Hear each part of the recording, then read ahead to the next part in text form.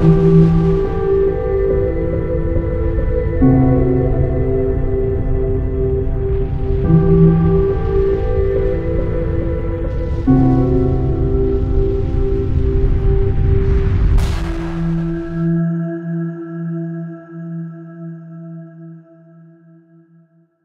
les amis, nous sommes le mercredi 20 mai 2020, toujours dans cette phase curieuse de déconfinement.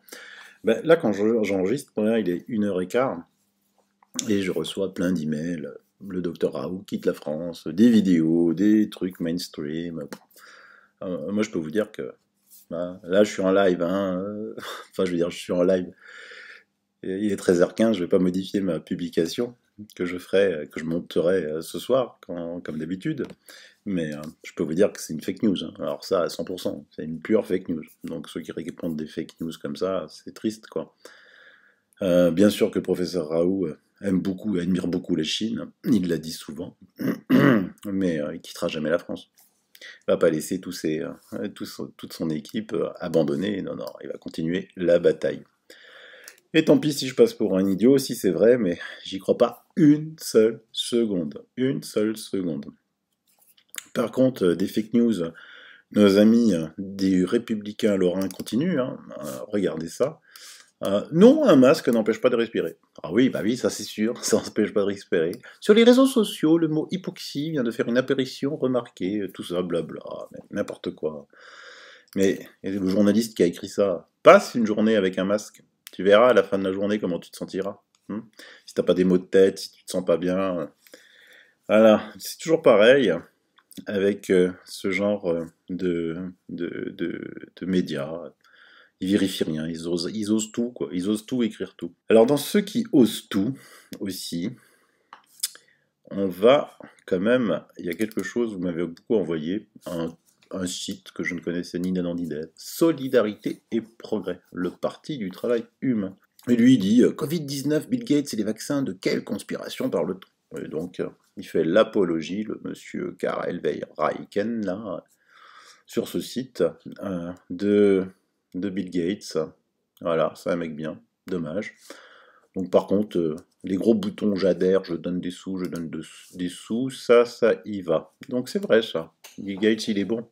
Et il dit, vous dites comme les médias dominants, parce qu'on m'a dit de plus dire mainstream, médias dominants, mais oui, mais mainstream, c'est rentré un petit peu dans le jargon. On va s'occuper un petit peu de monsieur Bill Gates et de ses vaccins, puisque la société Moderna annonce des résultats prometteurs pour un vaccin contre le Covid-19. Ah oui. Du reste, le vaccin Moderna, son patron, appelle l'Europe à passer commande rapidement. Mais qu'est-ce que vous foutez, les Européens? On va ramener des millions de dollars. On veut des vaccins, on veut des commandes. Ah oui, ok. Écoutez, moi par contre, je lis ça. Catastrophe. 20% des sujets humains testés sont gravement blessés par le vaccin de Gates et de Fauci contre le coronavirus de Moderna. Malgré le joyeux communiqué de presse de Moderna ce matin, les résultats des essais cliniques pour son vaccin révolutionnaire Covid, à base d'ARN, je vous le rappelle, ne pourront pas être bien pires. C'est traduit du site américain. Comme je vous le dis, je vous mets des fois des liens, c'est des sites américains, vous les ouvrez dans Google Chrome, dans Google Translate, et ça vous traduit en français. Pas très bien, mais c'est comme ça, c'est mieux que rien. On comprend ce qu'ils disent. Le vaccin développé et défendu par Anthony Fauci et financé par Bill Gates a utilisé une technologie expérimentale d'ARN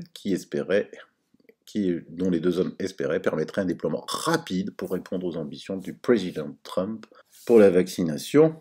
Ils n'ont pas publié les données qui ont été faites sur les tests sur les souris, parce que vous savez qu'on teste beaucoup sur les souris, mais ils ont pris carrément des cobayes humains. Donc 3 des cobayes humains ont subi un effet indésirable grave dans les 43 jours suivant l'inoculation du vaccin. Moderna n'a pas publié son étude d'essai clinique ni ses données brutes, mais son communiqué de presse était chargé d'incohérences.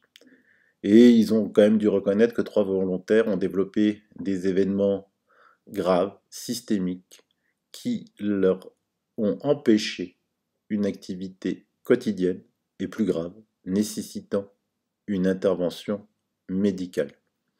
Donc je ne sais pas si vous vous rendez compte, 3 sur 15, ça fait 20%. 20%. Et on ne sait pas très bien les autres comment ils se sentent et qu'est-ce qu'ils vont développer.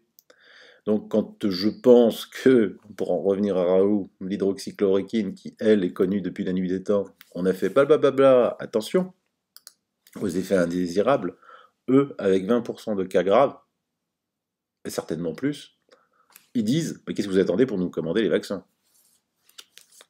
Un truc de fou. Et donc en plus, Gates dit que il faudrait 1,5 milliard de vaccins au minimum, de Moderna, pour être tranquille contre la pandémie. Mais mon pauvre Bill, la pandémie, elle part sans toi, t'arrives pas. T'as choisi le mauvais COVID, le mauvais corona, le mauvais virus, il est trop faible, il s'en va, il n'y a plus rien. Et je vous rappelle que je vous avais déjà parlé de Moderna plusieurs fois, hein, puisque, regardez, ça date du 8 mai. Les théoriciens du complot, donc nous, avaient-ils raison? Bill Gates a soutenu Moderna, il prépare des essais, et en plus, sur l'excellent site de Children's Health Defense, la défense des santé des enfants, de l'extraordinaire Robert Kennedy Jr., je vous avais déjà expliqué qu'en plus les tests qui avaient été faits de ce vaccin sur les animaux étaient catastrophiques, quoi. Parce que quand les animaux ont reçu ce vaccin, ça allait. Ils ont développé effectivement des anticorps, mais ensuite quand ils ont été confrontés de nouveau au vrai Covid, le Covid sauvage comme on l'appelle, pas de code laboratoire, ça a été la catastrophe, quoi. Et beaucoup d'animaux sont morts. Alors pour répondre aussi au site tout à l'heure, là, comment Bill Gates contrôle la messagerie mondiale et la censure? Ah bah c'est très simple. Bill Gates est le plus grand producteur de vaccins du monde, le plus grand donateur de l'Organisation mondiale de la santé, dont le président Trump a suspendu le soutien américain, dans l'attente d'une enquête sur la gestion par l'OMS de la crise du Covid, et hier vous avez vu dans mon émission que 62 autres pays se rattachent à cette requête. En janvier 2019, Gates a fait dire à l'OMS que l'hésitation à l'égard des vaccins était une des principales menaces pour la santé mondiale. Et voulant une ruée vers l'or dans le monde entier pour rendre les vaccins obligatoires pour tous. Et donc, il a maximisé ses dons au président du comité de renseignement, qui s'appelle Adam Schiff. Et en février 2019, Adam Schiff a écrit à Facebook, Google et Amazon pour leur demander de censurer la désinformation sur les vaccins. Un terme qui signifie que toute déclaration sceptique à l'égard des déclarations du gouvernement et de l'industrie sur l'innocuité ou l'efficacité des vaccins, qu'elles soient vraies ou non. Il dit « Les vaccins sont à la fois sûrs et efficaces », écrit Schiff. Et il n'y a aucune preuve suggérant que les vaccins provoquent une maladie mortelle ou invalidante. Ça, c'est de la vraie désinformation. Parce qu'en plus, un an plus tôt, ce même Adam Schiff a poussé un projet de loi pour augmenter le budget administratif de la Cour des vaccins pour réduire les arriérés de blessures dues au vaccin. Car les tribunaux aux USA ont déjà déboursé 4 milliards de dollars pour des décès et des incapacités physiques dues au vaccin. Ça, on n'en parle jamais en France. Mais parce que pour démontrer que un vaccin provoque une mort ou provoque des incapacités physiques, il faut prouver la causalité. C'est ça qui en justice est très difficile à concevoir, à apporter comme preuve. Mais n'empêche, ils y sont réussis parce qu'ils ont déjà reçu 4 milliards de dollars d'indemnités après des plaintes. Donc dire que les vaccins sont complètement inoffensifs alors qu'ils ont dans le même temps déboursé 4 milliards de dollars d'indemnités aux plaignants, parce qu'aux États-Unis, vous savez, vous sortez d'un magasin, vous glissez sur une peau de banane, vous pouvez faire un procès. Hein. Mais Facebook, Pinterest aussi ont déclaré qu'ils s'appuieront sur l'OMS et Gates pour dire de quelle information ou pas ils censureront sur Facebook. Et donc Facebook et Google ont engagé une société qui s'appelle FactChecker pour censurer la désinformation sur les vaccins. Et devinez qui est le plus grand bailleur de fonds de FactChecker? C'est Bill Gates. C'est Bill Gates. C'est juste extraordinaire. C'est un truc. Tout se tient. Et donc, FactChecker désinforme les utilisateurs sur la sécurité des vaccins. Donc, un journaliste d'investigation, Jeremy Hammond, conclut « Facebook est coupable d'avoir mal informé ses utilisateurs sur la sécurité des vaccins. Ils n'ont aucun problème avec les mensonges sur la sécurité et l'efficacité des vaccins, tant ils visent à persuader les parents de vacciner leurs enfants. » Le 4 mai 2017, FactChecker a déclaré fausse la déclaration de Delbic Tree, que je vous présente aussi souvent. Les vaccins comprennent de l'aluminium et du mercure, et ils sont neurotoxiques, et les vaccins peuvent provoquer une encéphalopathie. Fact-checker a expliqué que les données actuelles montrent que les vaccins sont sûrs et ne provoquent pas de toxicité ou d'encéphalopathie. Et pourtant, les notices du fabricant révèlent que de nombreux vaccins contiennent de l'aluminium, du mercure et provoquent une encéphalopathie. C'est un truc de fou. Donc, vous savez que depuis que Robert F. Kennedy Jr. a gagné ce procès, puisque les laboratoires qui mettaient en vente les vaccins étaient incapables de prouver les tests qu'ils avaient faits et qu'ils étaient inoffensifs. Et de plus, quand le patron de Facebook a été convoqué devant le tribunal, et il a avoué, oui, oui, qu'il censurait toutes les désinformations sur les vaccins. Donc le juge lui a demandé, mais vous êtes qui? Vous êtes docteur? Non. Vous êtes qui comment vous êtes sûr que les vaccins sont inoffensifs? Et il a dit, ah ben non, mais je suis sûr, les vaccins sont bons à la santé. D'accord.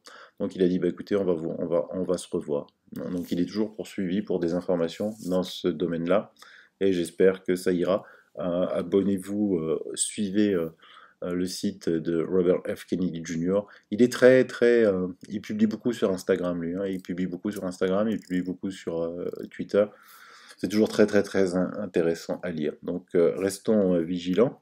Et je vous mets aussi dans les liens 3 films exposés sur Bill Gates, qui sont juste exceptionnels. Et là, c'est en anglais. J'espère qu'il y en a qui vont les traduire. Ça, c'est Bill Gates and the Population Control Grid, comment il veut contrôler la population. Il y en a qui disent que c'est faux, alors que lui-même l'a dit, quoi, sur TED, même lui-même l'a dit.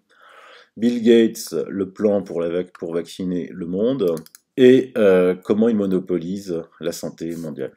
Vous avez vu dans les dernières émissions que j'ai faites, ces 80 dernières émissions, que c'est presque impossible de passer en dehors de la sphère d'influence de cette horrible organisation qui est Bill et Melinda Gates, qui finance évidemment les médias dont vous avez l'habitude de regarder, lire ou écouter.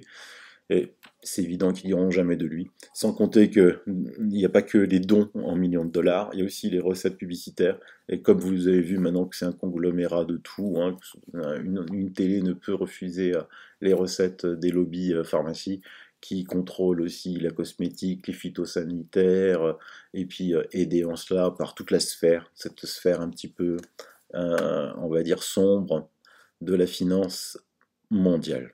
Alors même si Bill Gates a annoncé le 13 mars dernier qu'il quittait le conseil d'administration de Microsoft, il faut bien savoir que notre cher gouvernement a décidé de vendre nos données à Microsoft. Est-ce qu'il y a une causalité là aussi? Donc là, je vous mets un site qui s'appelle Interop dans les liens. Tout ce que je vous ai raconté, je vous mets dans les liens, comme à mon habitude. Et donc, qu'est-ce qu'il dit? Il dit que signez ce texte, car le gouvernement contraint les hôpitaux à abandonner vos données chez Microsoft.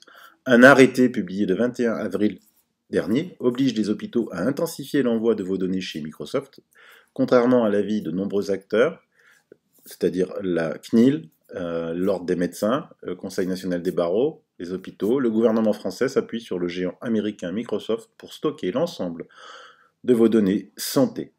Et donc ils appellent à la constitution d'un écosystème universitaire, médiatique, juridique, associatif et politique pour réaffirmer des valeurs d'autonomie et des communs pour faire naître un large débat de société. Mais pourquoi? Parce que la plateforme nationale des données de santé, ou Health Data Hub, HDH, est en cours de déploiement. Le HDH est un guichet unique d'accès à l'ensemble des données de santé pour développer l'intelligence artificielle appliquée à la santé. Ces données sont celles de tous les citoyens français et concernent l'ensemble des systèmes informatisés, hôpitaux, pharmacies, dossiers médicaux partagés et données de recherche issues de divers registres. La quantité de données hébergées est amenée à exploser, notamment avec l'émergence de la génomique, de l'imagerie et des objets connectés. Toutes ces données sont stockées chez Microsoft Azure, plateforme cloud du géant américain, en présentant un projet de recherche d'intérêt public, concept juridiquement flou. Les GAFAM, les fameux GAFAM, Google, Apple, Facebook, on les retrouve, Amazon, Microsoft, les startups ainsi que les assureurs pourront désormais accéder aux données de santé et au pouvoir financier qu'elles représentent. Donc, vous avez une petite maladie, et vous, tout d'un coup, votre assurance vous dit « Ah ben non, si tu veux continuer chez moi, c'est beaucoup plus cher » ou « Non, on ne te suit plus ». Tout ça fait partie d'un plan hein, là aussi je vous mets le lien, un plan de contrôle militarisé. Alors, quand vous entendez militarisé, c'est pas un soldat en armes derrière votre porte, hein, de la population. Et donc la fondation, Rockefeller a présenté ce plan national pour le contrôle du Covid, parce qu'évidemment le Covid, il est prétexte à tout, hein. C'est un accélérateur le Covid, hein, c'est rien d'autre, hein. C'est pour ça que on continue, on cultive la peur du Covid, en indiquant les pas pragmatiques pour réouvrir nos lieux de travail et nos communautés. Bah voyons. Mais il ne s'agit pas de mesures sanitaires. Le plan auquel ont contribué certaines des plus prestigieuses universités, Harvard, Yale, Hopkins, préfigure un véritable modèle social, hiérarchisé et militarisé. Au sommet, le Conseil de contrôle de la pandémie, analogue au Conseil de production de guerre que les États-Unis créèrent dans la Seconde Guerre mondiale. Il serait composé bien évidemment de leaders du monde des affaires, du gouvernement, du monde universitaire, avec au premier rang non pas les représentants gouvernementaux, mais ceux de la finance et de l'économie.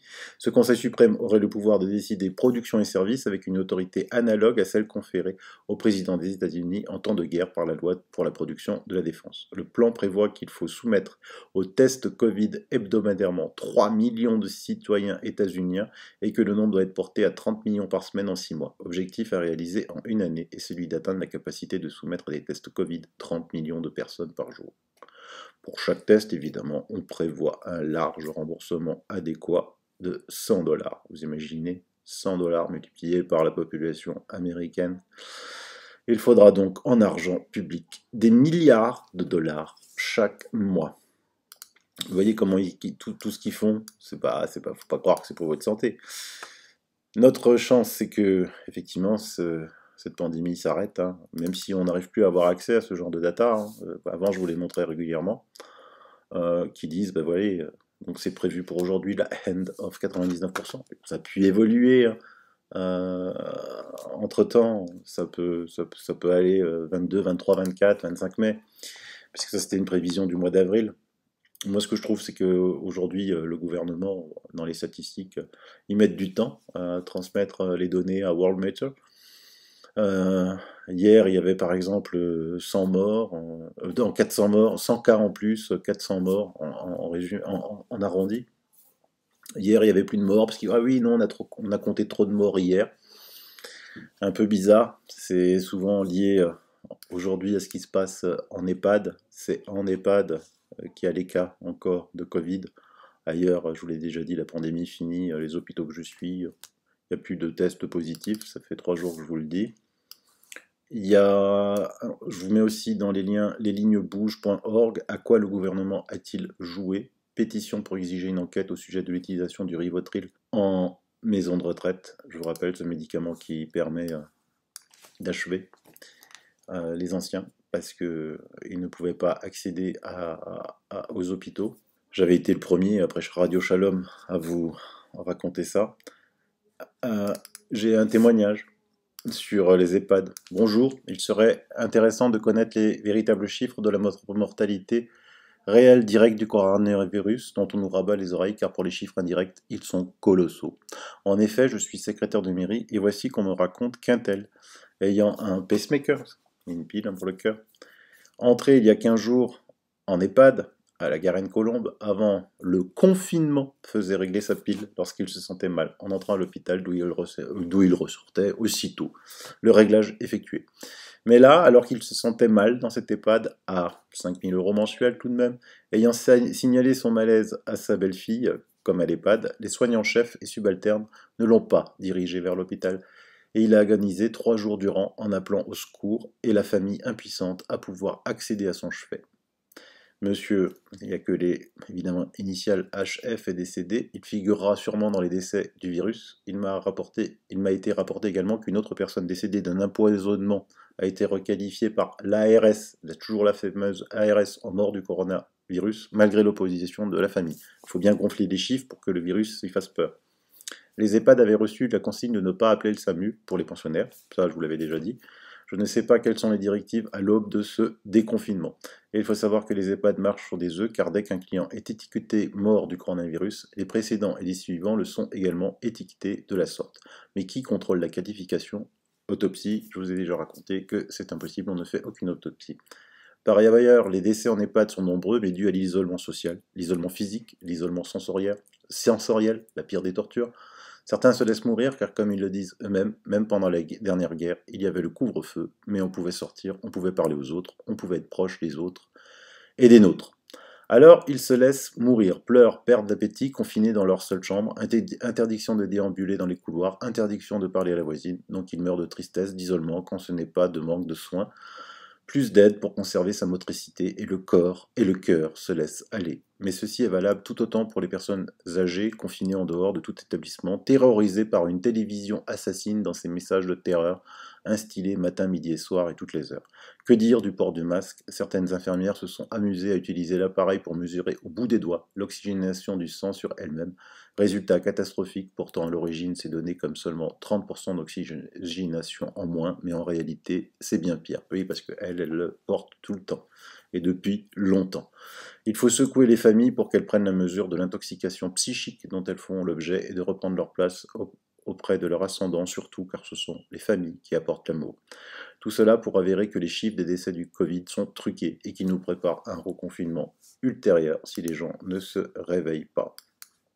Ici, on va explorer les chiffres. Ça, c'est encore un abonné qui m'a fait un travail de fou. Mortalité source fichier INSEE, bah, vous pourrez le faire vous-même. Hein. En 2018, du 1er janvier au 30 avril, il y a eu 240 652 décès dans notre pays. En 2019, il y en a eu 240 668.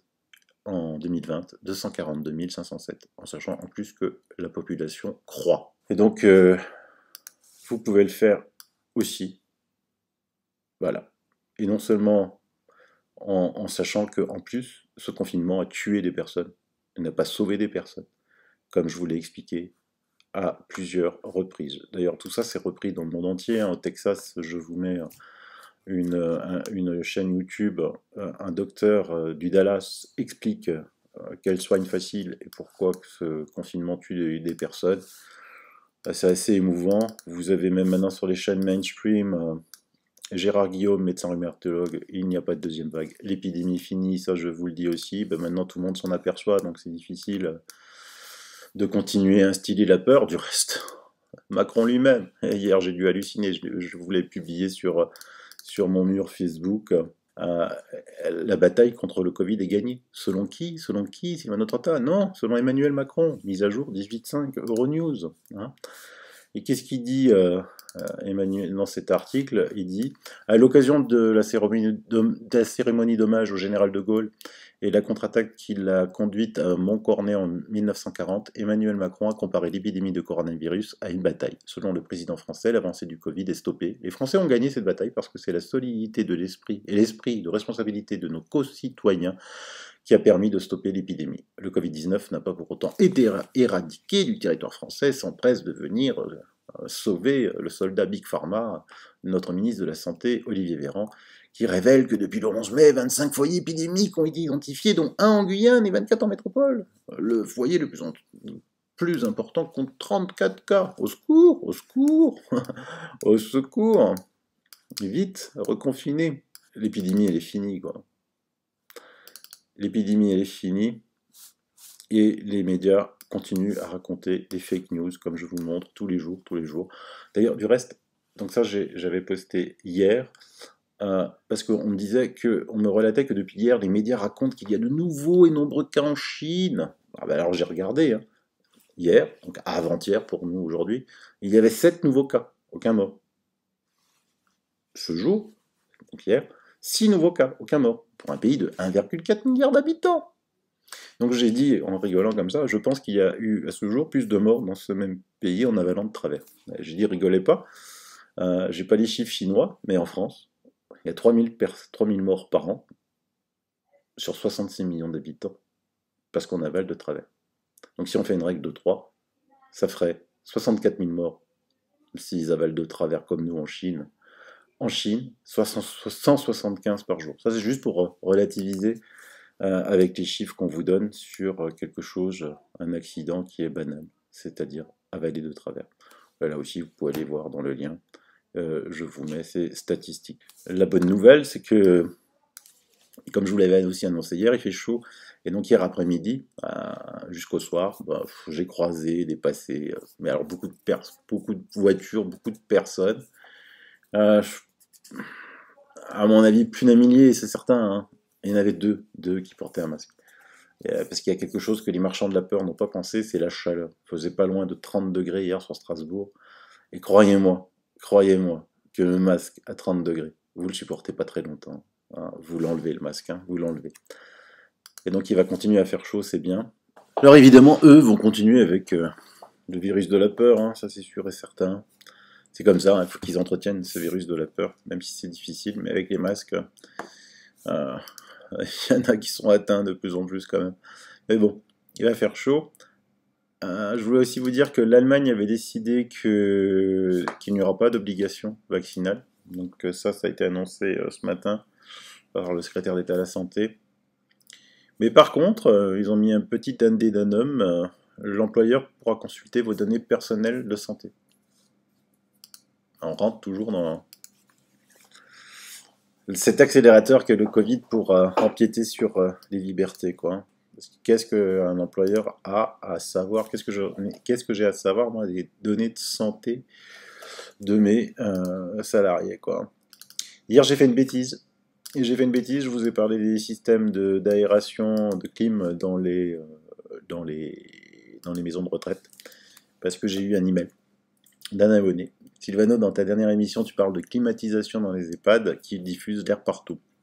Je mets en service des climatisations. Lorsque j'ai l'occasion d'en faire dans ces établissements, c'est uniquement dans les pièces de vie, car minimum syndical imposé depuis l'épisode de canicule 2003. Salle de loisirs, restaurants. Les systèmes installés sont dans l'immense majorité des cas des DRV, pièce par pièce, et jamais des centrales de traitement d'air qui mélangent l'air à plusieurs pièces, ce qui serait très difficile à installer dans de l'existant. De plus, contrairement aux bâtiments de bureaux, les systèmes de climatisation ne sont utilisés dans les EHPAD quasiment qu'en mode froid, donc l'été. Le chauffage est en général déjà existant et donc indépendant.